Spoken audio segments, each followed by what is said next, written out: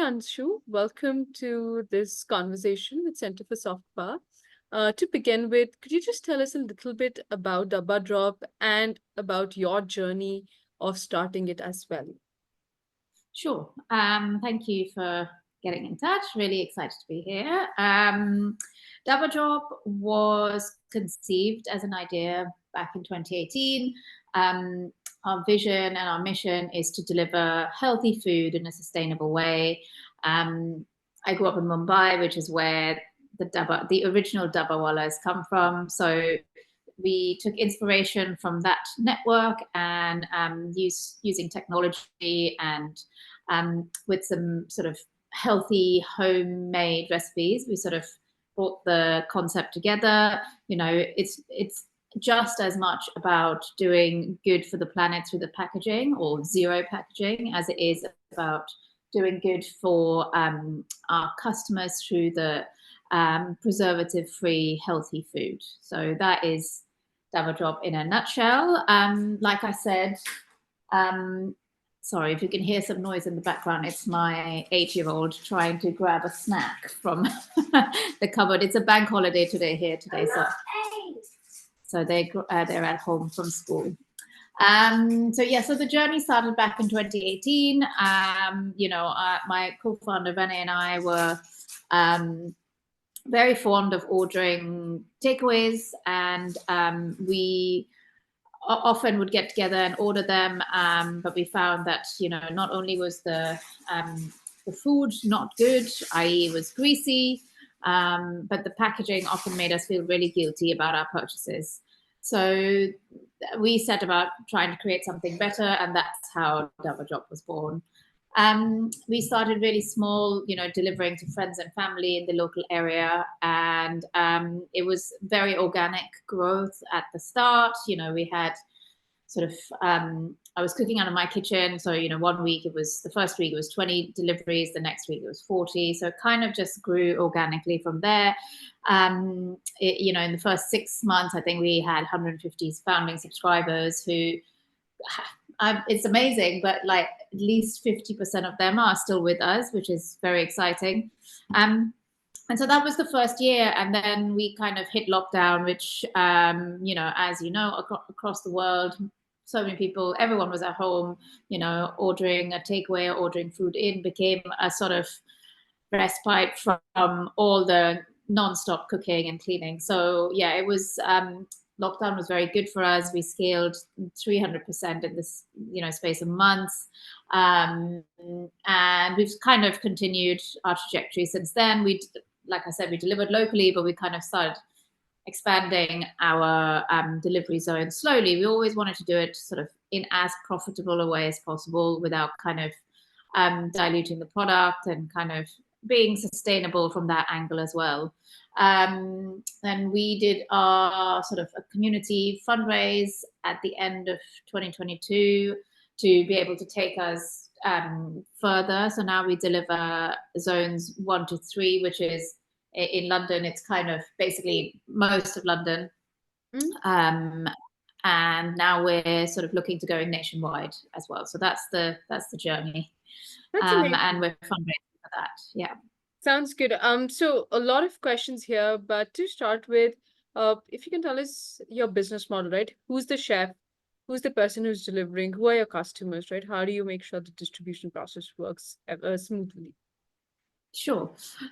So originally I was the chef, but as we've scaled, we feed 2,000 people roughly on a weekly basis. I'm not a trained chef to cook for that sort of amount of people. So we now have a team of chefs led by a head of food. He comes from a sort of hotels background, having cut his teeth at Taj and Oberoi in Bombay. And sort of he moved here and worked with a couple of different startup restaurants. One of them was Oaxaca, and the other one is Pizza Pilgrims, and he sort of helped them scale up. So he's come on board with us to kind of continue that journey and help us set up the systems and the practices, and sort of tweak the recipes and kind of create a recipe book so that every time we cook a certain dish, it tastes exactly the same, whoever cooks it. So that's he looks after that. We, as far as distribution and cyclists go, we have a small fleet of our own cyclists. They work with us on a freelance basis because we only deliver sort of 3 days of the week. So they do Wednesday, Thursday, Friday, you know, anywhere between 4 to 8 hours, depending on how busy we are. We also work with a couple of eco cargo bike courier companies here in London, Zedify and Zero, and they do the rest of the deliveries for us. They have, you know, the big e-bikes, which can carry anywhere between sort of 20 to 40 dabbas in them. Understood. How did you procure so many dabbas? I see that you've been using the tin dabbas that you find here. How did you procure so many of them? So we work with a company called Indian Tiffin, and they are one of the biggest tiffin manufacturers, well, not manufacturers, distributors here in the UK. So right from the start, I reached out to Asif, who is the founder, and we have a great relationship. He's actually also one of our investors. So yeah, he makes sure that we are well stocked at any given point. You know, lockdown was interesting. We because we scaled so fast, we didn't have the supply of tiffins. So we had about 800 people on a waiting list, waiting for borders to open so the, you know, installments could come in again. So that was kind of a tricky time. So we always make sure we have plenty in stock to sort of deal with the customers. That's lovely. If you could tell us a little bit more about your customers, right? Who are they? What is their preference? How do they discover you?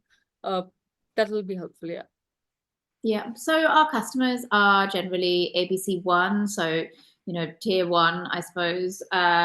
They are predominantly, well, when we first started out, predominantly sort of white, middle class, you know, British, but we have a growing South Asian customer base as well now. In the early days, they would discover us through word of mouth, but referrals is a very strong discovery platform for us now. 30% of our acquisitions are through referrals. And then the rest of it is sort of paid ads, you know, on Facebook and Instagram. That's kind of how the discovery works for customers as well. Right. And do most of them know about the Dabbawalas in Bombay, or is it something like a very new concept to them? Yes, it is. I guess, you know, our Instagram and our website kind of details a little bit about the Dabbawalas. From word of mouth, I think it's less about the Dabbawalas, more about the eco-friendly, plastic-free option that kind of attracts people in, rather than the sort of heritage and the, you know, this ancient model that's being, you know, bringing it to modern day. It is the eco friendly aspects that, you know, you don't feel guilty, but also the food that draws people in. You know, that it's kind of Indian food gets a bad reputation here in the UK, especially when you order from your local curry house, as it's called. You know, it's always well, it's kind of it's always made with, you know, I guess tons of oil, so you can always see the oil floating on top, and it doesn't feel homemade, or doesn't have that. It doesn't have the, you know, health appeal. You kind of, people here order Indian food if they're hungover, or, you know, as a kind of, I guess, a dirty. It's always called a dirty curry. You know, it's not made to make you feel good. It's made to kind of fix a sort of need to eat kind of loads of carbs or loads of sugar. You know, all that kind of stuff. Right. So we wanted to change that perception with our food as well. So yeah, I guess people are drawn to that aspect of it because, you know, health is a growing market at the moment. Everyone wants to look after themselves, you know, rightly so. We obviously make all our sauces in our own kitchen. We use, you know, whole ingredients. We're not buying things in off the shelf, ready made. We're making it from scratch. So that draws people in as well. And you know, dal chawal is becoming a really sort of, I guess, through Instagram, a very interesting category. People love dal, love our dal. So yeah, it's a great way. We have dal in most of our menus. So yeah, it's a great way to get people to eat that as well. Absolutely, absolutely. I think if you like the dal, then you're sorted for life. Like it's a comfort food, right? Exactly. Yeah. Whereas, so anyways, apart from dal, what does a typical dabba look like? So when back in the day when we dreamt of Dabba Drop, we created a bit of a formula so that it became sort of easier for us to kind of create menus and be able to scale them up. So in the bottom tin we have rice or a carb, then we have dal or a legume curry, so chole or rajma. Then we have a vegetable curry or a protein curry, and then we have a sabzi at the top, which is a sort of slightly drier concoction, I suppose, or a salad, depending on of the time of year. So that's the formula we've sort of used for all of our menus, and it creates a kind of plate of food that is not only can kind of look pretty because you can have lots of different colors and vegetables, but also is nutritionally complete with the sort of legumes or the lentil, as well as the vegetables, and as well as some protein and carb. So it's kind of, it's how we eat at home in India, right? You always have the different elements, you have flavors and textures, and it's a balanced meal. So we're always kind of wanting to do that. And obviously the dabba allows us to create that perfect plate. Sounds good. Do your kids approve of it? So I have two kids, two girls. One of them is 10 and the other one is soon to be 8. Actually, the older one is 11 now. The older one is much more adventurous with her food. So she likes the chole, for example, and the dals actually. Yeah, she likes the black dal, and there's a sort of cumin dal that we do that she likes. The younger one, she'll only eat the naan or roti. So she's still at that stage where she eats only beige food, but slowly. Maybe is that also something which you could say is a typical customer journey for you, where Indian food is often associated with naan, but then there are so many layers to it, there's so many different flavors to it that people explore gradually with Dabba Yeah. Drop? So our model is kind of one of the things we wanted to, along with the subscription element, wanted to make easier for the customer is that when you go to a restaurant and there's like an endlessly long menu and having to choose something after you've been really busy at work making loads of decisions, we wanted to remove that sort of decision paralysis that customers face as well. So we curate our own menus. It's a set menu every time, so there's no choosing, you just get what everyone is eating. So in that sense, you can get a chance to explore dishes that you might not have normally eaten. So yeah, I mean, I guess British customers are a bit less exposed to the sort of regional varieties of Indian cuisine. So it allows people to be a bit more adventurous rather than just ordering, the korma or butter chicken or whatever it is when they go to an Indian restaurant. Yeah. Totally. So Go on. sorry. No, I've finished. You tell me. No, I think that's very exciting. And I recently had a meal in Chennai, and the same thing happened because I wasn't introduced to the local regional food, of the city, and not having to choose what to eat, but being offered and being told about it made it so much more worth of an experience, right? Yeah. But at the same time, how do you take care of customization, be it like allergies or be it like flavors, something, how do you manage that? So allergies, absolutely. We do use nuts in our cooking, but we can customize it for if people have, a nuts allergy, peanuts, cashew nuts. Some people do write in and say, "Oh, I don't like aubergine. Can you swap that out for us?" Which we're totally happy to do. So there is small amounts of customization possible. Some people do write in to say, how spicy is your food? So we've always made sure that, our food is not super spicy. So everyone can eat it, whether, you're Indian and used to eating tons of spice, or you're, you know, completely new to Indian food. We wanted to make sure that everyone's welcome around our table. And, you know, I grew up eating Indian food, which was never, it was well spiced with lots of healthy spices like cumin, coriander, you know, haldi, all of that, but it was never spicy. So we always had a green chili on the side if you wanted to take your food to that next level. So we do offer condiments if you like spicy food. So, which some people do, but on the whole, like if you're if you've got your, if I had my in-laws who are Scottish, and also, you know, my parents, I wanted everyone to be able to sit around the table and enjoy the food together without feeling like, you know, someone's alienated. So yeah, the customization. So the base food is kind of, you know, the same for everyone. And then somebody could say, oh, can I make it extra spicy? So we'll add some more chilies for them. So yeah, customization to a small extent is possible. Obviously, we offer gluten-free options as well. Right. So we have in our Sri Lanka menu, we have a kutu roti, which has the roti in it. So, you know, we can remove that for people. And these days people have sort of, because I guess IBS is a growing phenomenon here in the UK. So people are allergic to lentils, for example, Right. or they get discomfort. So we can, you know, we'll give them 2 of the sabzis or 2 of the curries. So within the stack, the dabba stack, there is customization possible. Yeah, so we do that. Right. How do you estimate your daily demand? Uh, you know, there's somebody who drops out, even if there's subscribers, you know, or there's increased demand. Yeah. How do you estimate that on a daily basis?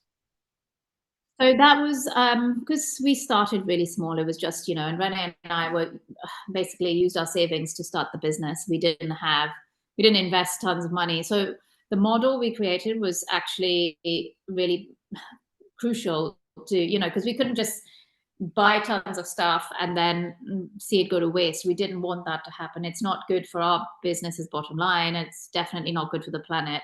So we work on a pre-order model. So for example, well, by Monday afternoon, we know how many people are going to be eating with us on Wednesday, Thursday, and Friday.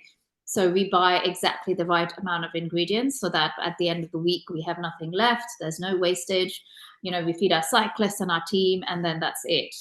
So we know, for example, this week we will be cooking for 1,282 people. That's, you know, that's how exact we can make it. We also have some spares in case there is, you know, I don't know, what a cyclist, sort of something happens to them. But apart from that, those spares the cyclist then takes home to consume for themselves. But apart from that, yeah, we know exactly how many people we're cooking for, and it has, you know, food waste is not a good thing in this current climate. You know, so we wanted to make sure that we pay attention to that as well, and it works with our, you know, our sustainability is at the core of our business. So we always wanted to make sure that we're addressing all the global problems around sustainability, not just packaging or, you know, unhealthy food, meat or processed food, but also the food waste as well, Right, and right. the eco deliveries. Yeah, so all by bike. Speaking on sustainability, and since you said you've grown up in India, right?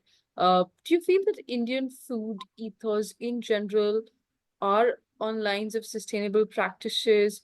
You know, because we've been used to eating regional, we've been used to eating fresher foods. You know, where do you see that today? You know, and if that's something that you're trying to emulate at Dabba Drop as In well. India, Uh, in yeah, India, or yeah. From your Indian experience, right, how do you feel that Indian food ethos lie in line with sustainability today? I mean, the original sort of Ayurvedic or ancient Indian traditions of eating, you know, eating, just generally eating, is like, it's great because, you know, we use lots of lentils and grains and whole grains, and it's not processed, it's all homemade. You know, all of that is brilliant. It's not just good for us, but it's great for the planet. You know, we replenish the soil, and everything is just kind of reused and recycled and goes back to the earth. So all those practices are great, and that's what, you know, we wanted to bring forward with Dabba Drop. But you know, I don't know what happens in modern India as such. I can see lots of brands are coming up. And, you know, even when I was growing up in India, there was a preference for taste over health. But hopefully now we have more education and data that we can be returning to the sort of age-old practices of, you know, looking after planet as well as ourselves. Right, right, right. Absolutely. What are some of the challenges that you've experienced, in the 6 years of your journey with Dabba Drop? Um, I suppose education has been quite a big challenge. So educating in a world where, you know, customers are used to getting things on demand with the likes of Deliveroo and Uber Eats, which are the Ziggies and Swiggies and the Zomatos of London. We kind of, because of our pre-order model, we needed customers to place their order before, you know, several days before the delivery actually arrived. So that education was, and still continues to be a challenge, because if we could deliver on demand, and, you know, there would be tons of waste, I think we could grow much faster. But, you know, the challenge of doing it sustainably and slowly and making sure that, you know, you're doing it properly while still sort of being profitable is a huge challenge. And but we embarked on this journey wanting to be proud of our decisions and create a company that, you know, we can look back on in years to come and be like, okay, well, we did it slowly, but we did it in the right way. I think there is an obsession these days, especially in startup culture, to kind of, you know, be vertical within to scale so fast that, you know, you could never do that sustainably. So we wanted to make sure that there's balance on both sides. So Right. yeah, that is a challenge and continues to be a challenge. And we haven't raised tons and tons of money to kind of be able to hit that vertical overnight. So yeah, that's the Right. challenge. But But, you but know, you we're said happy that we're doing it. yeah, you said that you have Sorry. some investors, right? You said that the Yeah. one of your partners is an investor as well, right? So how do you take your investors along this slow but sustainable growth model of yours? So we did our first round of investment at the end of 2022. Across 2023, we've doubled. So it's not like, you know, snail's pace. We are spending the money and utilizing it to the best of its ability. And now this year we're fundraising to be able to go nationwide. So we, I guess we are not raising huge amounts in one go to be able to kind of scale and bring on a huge team to be able to take it nationwide overnight. So in as far as letting investors know what's going on, we sort of, you know, we have periodic investor updates, and we kind of bring them in and ask them for advice. And, you know, we're open and transparent. That's kind of quite an important part of building a business with a community like this. You know, you're not just, we rely on our investors' skills. You know, we want to use not just their money, but their skills as well to be able to make the impact that we're hoping to make. Right, right, right. Now that's I think very important, right? For startups Yeah, to be aligned with all your stakeholders, right? exactly. Yeah. Yeah, so I think I would conclude the conversation just, if you could help us understand that how do you think has Dabba Drop made Indian cuisine more popular uh in London right now, and what are some of your future ambitions, Dabba Drop? I mean, I hope so. I hope we've made Indian cuisine more popular. I mean, I guess we've introduced, people of London to a different type of eating Right. overall. You know, with sort of that convenience doesn't necessarily need to be sort of bad for you and bad for the planet. It should, it can have good effects. And I guess the sort of Indian aspect is, it just goes hand in hand with it. What are some of our plans? Like I said, we want to go nationwide. We want to deliver as far and wide as possible. But with the recent, one of our Instagram videos has gone viral. We get requests from people all over the world asking us to bring Dabba Drop to their city. So Sydney, you know, New York, Boston, Wow. even back to Mumbai. So I guess, yeah, I mean, we never dared to dream that big, but we are now. We can kind of be like, okay, well, yeah, maybe we could bring it full circle back to Mumbai one day. That would be amazing. I think that would be And great. Yes.